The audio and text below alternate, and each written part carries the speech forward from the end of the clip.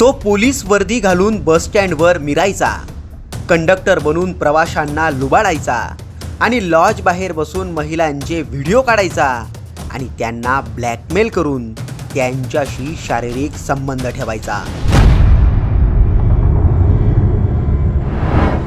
हे कारनामे आहेत आरोपी दत्ता गाडेचे। पीडितेच्या चारित्र्यावर चिखलफेक करणाऱ्या दत्ता गाडेच्या चांगुलपणाचा बुरखा त्याच्या मोबाईलनेच फाडलाय। पोलिसांना दत्ता गाडेच्या फोनमधून धक्कादायक माहिती मिळाली आहे। दत्ता गाडेने आतापर्यंत कशा प्रकारे लोकांना लुबाडलंय, तो कुठे कुठे फिरून सावध शोधायचा आणि कोणकोणते वेषांतर करायचा याची अख्खी कुंडलीच समोर आली आहे। त्याचाच सविस्तर आढावा या व्हिडिओतून घेणार आहोत। स्वारगेट प्रकरणातील मुख्य आरोपी दत्ता गाडेबद्दल पोलीस तपासात अनेक धक्कादायक खुलासे समोर येत आहेत। पोलिसांनी आरोपीचा फोन जप्त केलाय, त्यातून त्यांना दत्ता गाडेचा पोलीस वर्दीतला फोटो मिळाला आहे। पोलिसांची वर्दी घालून दत्ता गाडे लोकांना लुबाडत असल्याचा पोलिसांना संशय आहे।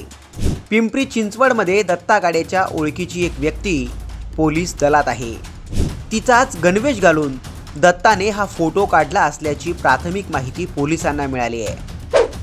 दत्ता शिरूर परिसरातील एका लॉज बाहेर बसून महिलांचे छुपे व्हिडिओही काढत असल्याची माहिती पोलिसांना मिळाली आहे। विवाहबाह्य संबंध असलेल्या महिलांना हेरून दत्ता त्यांना ब्लॅकमेल करायचा आणि नंतर त्यांना शारीरिक संबंध ठेवायला भाग पाडायचा, अशी माहितीही पोलिसांच्या हाती लागली आहे। यावरून दत्ता गाडे किती सराईत गुन्हेगार होता हे पोलिसांना आता कळून चुकलंय। दत्ता कधी पोलीस, कधी कंडक्टर असल्याचा बनाव करून सावध शोधायचा, कधी चोरी तर कधी लैंगिक शोषण करण्यासाठी तो असा बनाव करायचा, असाही पोलिसांना संशय आहे। इतकंच काय, तर पोलिसांनी दत्ता गाडीच्या फोनमधून त्याचं लोकेशन रेकॉर्ड काढलंय।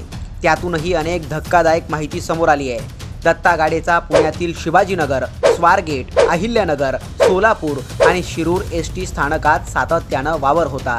त्यामुळे दत्ताने स्वारगेट प्रकरणासारखे अनेक गंभीर गुन्हे केल्याचा पोलिसांना संशय आहे। पोलिसांच्या हाती लागलेल्या याच माहितीवरून आता दत्ता गाडेचा पाय अजून खोलात जाण्याची शक्यता आहे।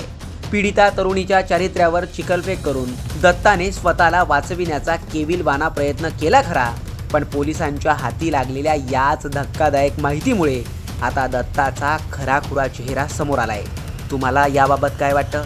कमेंट करून नक्की कळवा।